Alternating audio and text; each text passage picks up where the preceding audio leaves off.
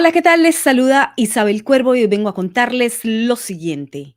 Invasión de tierras en Colombia. La Defensoría del Pueblo en Colombia alerta que en más de 10 departamentos existen casos de ocupación indebida de tierras. La mayor incidencia en el número de invasiones de tierras se registra en el departamento del Cauca, al sur del país, donde se presenta el 36% de los casos de invasión de tierras hoy en día.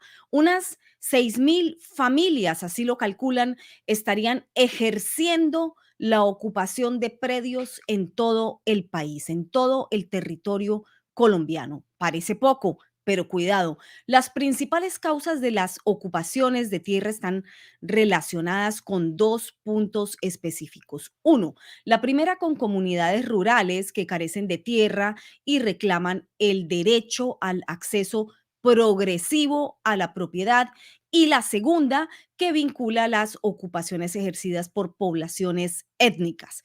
¿Cómo se traduce esto? ¿Quién alimentó primero que todo estas ideas? Pues nada más ni nada menos que Gustavo Petro, por supuesto, ahí lo tienen. Democratizar la tierra fértil y el agua para alimentar a Colombia. Eso decía desde su programa de gobierno propuesto, mientras asusaba al pueblo por las redes para que se volcaran a la colonización de terrenos baldíos y la devolución de la tierra a las comunidades ancestrales. Y podría sonar muy bondadoso, diría yo, sí, tal vez, pero alimentar la ilegalidad tiene sus costos y a veces se revierte. Los desheredados de la tierra presionan a Petro para que cumpla su promesa. Ahí lo tienen ustedes. Mientras miles de personas participan en tomas ilegales de terrenos por todo el país y obligan al gobierno a exigir respeto a la propiedad privada. Casi nada. Esto lo publica uno de sus órganos de propaganda en el viejo mundo, El País de España, porque todo está conectado, todo está conectado en estos tiempos de globalismo y tú eso ya lo sabes. Hace poco menos de un mes, en una sentencia histórica, la Corte Constitucional de Colombia dijo que primero hay que verificar en manos de quién están los terrenos baldíos. ¿Con qué? Pues con títulos que ya han sido adjudicados. Entonces, el defensor del pueblo salió raudo y veloz a decir que en el marco de lo que los pueblos étnicos denominan liberación de la tierra, de la madre tierra, es en donde se pretenden ocupar las zonas consideradas como parte de su territorialidad ancestral, étnica y cultural. Esta irregular, ilegítima y peligrosísima situación está ocurriendo principalmente y en mayores proporciones en los departamentos del Cauca y Bichada. Grábate eso, en Colombia saben muy bien qué significa, pero los que están fuera no. Ahora lo explicamos. Bueno, departamentos altamente sembrados en coca. ¿Y a dónde queda la propiedad privada? Diría yo, o dirían muchos, o dirían casi todos los colombianos hoy al unísono. Desde el Consejo Regional Indígena del Cauca, el CRIC, ¿te suena? Muy famoso en 2021. El CRIC, el Consejo Regional Indígena del Cauca, responden que la apropiación de predios no es una invasión. No, que no lo es. Y cito, la lucha por el derecho al acceso a tierras no es novedosa, dicen ellos, no se da tras los anuncios de este gobierno, el de Petro, no, al menos no en el Cauca, eso dicen ellos, el CRIC.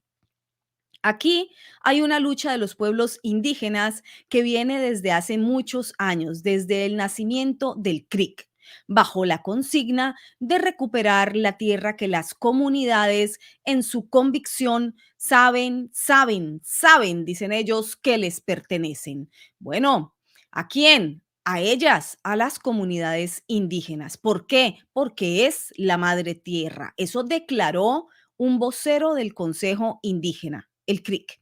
Estos son los mismos indígenas que se tomaron con caos y violencia la ciudad de Cali durante las protestas de 2021. Sí, los mismos. Estos son los mismos indígenas que en un movimiento millonario, muy bien organizado y estratégico, invadieron la ciudad de Cali, manteniendo sitiados a sus ciudadanos durante días. Sí, los mismos. La ciudad estuvo bloqueada, sitiada y sus habitantes estuvieron secuestrados en sus propias casas, en sus propios barrios, por semanas. Esto lo denuncié yo desde este canal. Ahí tienes las cápsulas informativas que lo confirman. Pero un representante de los violentos ancestrales dijo, cito, son más de 3 millones de hectáreas, 3 millones de hectáreas las que componen el departamento del Cauca y nuestros resguardos están acentuados en zonas de conservación natural. Son zonas no viables al ser zonas sagradas, dicen ellos, y por eso se decide acceder a las zonas productivas que se encuentran en el valle del río Cauca. ¿Cómo así? O sea, mis tierras ancestrales son sagradas, no se tocan porque son sagradas, así que me voy a bajar a ocupar las tierras ajenas. Sí, así mismo, escuchaste bien. Valga notar que en el Alto Cauca, pues están las mayores siembras de coca del país. Allí también abundan los laboratorios de droga y estos indígenas suelen trabajar para los carteles desde hace décadas, muchísimas décadas atrás. Esto no pasa solamente, obvio, sobre este gobierno. Las particularidades de la toma y la posesión de tierras ajenas sí lo es. Yo misma lo reporté y lo vi y lo denuncié por años recorriendo esta misma zona del suroccidente colombiano como reportera de campo. Sabía que en lugar de disminuir la problemática, aumentaría y por supuesto los indígenas quedarían presos de esta articulación criminal de los narcos. ¿Y qué ocurrió? Pues eso, creció la problemática. ¿Qué vale más, la papa, el maíz o la coca? Sencillo, no hay que ser un genio. Y su posterior producto delictivo, polvito blanco, bueno, ¿qué vale más? La denuncia me costó algunas amenazas, la denuncia me costó algún tipo de persecución, la denuncia me costó la salida del país y algunos otros susticos alternos. Sí, por eso, por aquí estamos. El Cauca es tan solo uno de los 10 departamentos en donde varias comunidades se han tomado por su cuenta algunos predios, tierras y propiedades sin ningún tipo de autorización. Tuvo que aceptarlo, por supuesto, ante la evidente salida de manos de esta situación, el mismo defensor del pueblo. Esta peligrosísima situación, como era de esperarse, ha generado alarmas no solo en la población, mucha de ella pobre y vulnerable, sino también en otra población rica y empresarial. Sí, los que dan trabajo, por supuesto, como el sector ganadero, que ya comienza en este momento no solo a preocuparse, sino a ocuparse y a movilizarse para evitar que sus tierras sean invadidas. Miren ustedes. A falta de gobierno, ganaderos se organizan para enfrentar a invasores de tierras en el Magdalena. Y así como ustedes lo están viendo en pantalla, en los últimos días se han organizado y en un movimiento masivo de vehículos de alta gama y en motocicletas recorren vigilantes, por ejemplo, el departamento del Magdalena, para evitar la usurpación de sus bienes y terrenos. Sí, así lo dicen. A falta de gobierno, ganaderos se organizan para enfrentar a invasores de tierras en el Magdalena. ¿Y qué hacen las autoridades? Poco o nada. ¿Por qué? Por las directrices dictadas desde el Ministerio de Defensa de El Cambio. Se le salió de control el país al Mindefensa. Miren ustedes. Hey, aquí estamos en el punto de algo. El ejército, supuestamente yo no es que habla con hoy, puta, y nosotros ya con dos heridos. Fíjalo allá, ahí sí sacan bandera y él es el green. A la personera se le robaron la moto. A otros le metieron candela a la moto y tenemos 2 heridos el grupo de nosotros. Entonces, para que tengan en cuenta, esto aquí ya es una guerra civil. Esto aquí ya el gobierno no quiere hacer nada. Véalo, ya para acá ya los quieren traer otra vez ya los quieren traer ya para acá. Si ese gobierno no va a detener a esa gente, que hable, que se salgan, nosotros los detenemos. Que sea lo que Dios quiera. Sangre o plomo. Bueno, ahí lo tienen y se repite el video. Policía no hace nada. ¿Quién está quejándose? ¿De quién es esa voz? ¿De un campesino? Es que no todos los que viven en el campo son millonarios, latifundistas y ganaderos con mucho dinero. También hay pueblo vulnerable, también hay pueblo campesino, también hay quien siembra papa, arroz, yuca, maíz, que necesita que se les defienda sus pedazos de tierra, los trozos de tierra que ellos trabajan. Si el país no hace nada, si el gobierno no hace nada, que nos diga, nos defendemos. ¿Es esto deplorable? Es una necesidad. Lo están denunciando ante el mundo entero por las redes sociales y los videos como este pululan. Ahí puedes observarlos. Sumado a esto, el pasado 28 de septiembre se conoció que hubo una renuncia masiva de 23 oficiales, 10 coroneles y 7 tenientes, 3 capitanes, 2 subtenientes y un mayor de la policía. ¿Se parece a los primeros días de Chávez en Venezuela?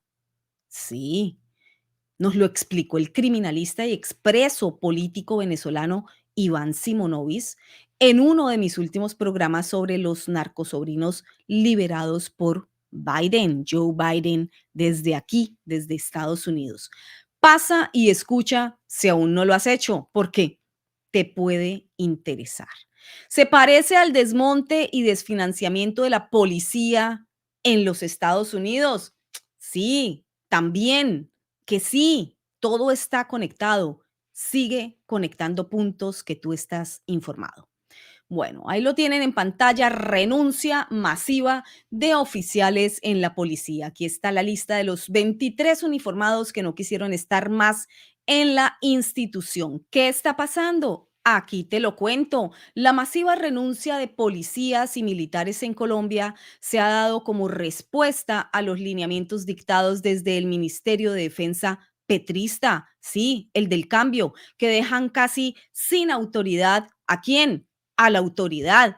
¿Cuáles son los lineamientos? No actuar, evitar la confrontación, evitar hacer detenciones y a su vez aumentar las medidas coercitivas, disciplinarias, pero no para el delincuente, sino para los militares y los policías. Mejor dicho, quietos en primera, protección total al actuar delincuencial y la fuerza pública maniatada, porque cualquier acción puede ser usada para tomar medidas disciplinarias en contra de la misma autoridad. No pueden desbloquear carreteras, no pueden detener bandidos, no pueden ejercer su oficio de protección de la ciudadanía. Me dicen todo esto mis fuentes internas en la policía y el ejército colombiano. Algo así como fuerza pública sin poder alguno para ejercer su deber y en medio la ciudadanía desprotegida. Sí, algo así. Esa es la orden del nuevo desgobierno del cambio. Y cito, si no nos permiten actuar o si podemos terminar castigados por hacerlo, ¿por qué arriesgar la vida? No hay un lineamiento claro desde la comandancia y desde el mismo gobierno. Fin de la cita. Esto me lo dijo una fuente oficial sin aprobación para citarlo. ¿Qué quiere decir? Que hay miedo. Sí, también hay miedo. Y el miedo conducirá a la desmoralización. ¿Qué ocurre después de que las fuerzas del orden se desmoralizan? Bueno. Y con la salida de estos 23 oficiales, son ya más de 40 los policías que se han ido de la fuerza pública desde la llegada de Gustavo Petro a la Casa de Nariño. Hay que recordar que el primer remesón se dio con el cambio de la cúpula militar y de la policía. Más de 50 altos mandos fueron descabezados inmediatamente por el vida sabrosa de Petro. Inmediatamente llegó a Palacio. En el caso de la policía fueron más de 20 los generales que fueron puestos fuera de la institución. Esto quiere decir que con la remoción de estos más de 50 altos mandos se acaba en Colombia con toda una generación de uniformados que se habían formado justamente en alta inteligencia, es decir, los expertos en combatir al crimen organizado, como por ejemplo las FARC y los carteles de droga, sí, esos mismos. Y mientras tanto, siguen las tomas de predios y propiedades. Más de 41 ganaderos ya han visto invadidas sus tierras. Eso asegura José Lafaurí, el presidente ejecutivo de la Federación de Ganaderos de Colombia. Y cito, acá hay grupos criminales incitando y financiando la invasión de tierras. Y escuchen bien, también hay un cartel de abogados, dice Lafaurí, que patrocinan e incitan a las comunidades para que invadan la propiedad privada, apoyados por ONGs. ¿Qué crees? Buscaré, rastrearé información y por supuesto que te lo informaré. Para colmo, en los últimos días se supo que gran parte de las invasiones a tierras ganaderas en el país se están orquestando desde las cárceles de Antioquia y lo tienen citado también por el señor Lafaurí en su Twitter.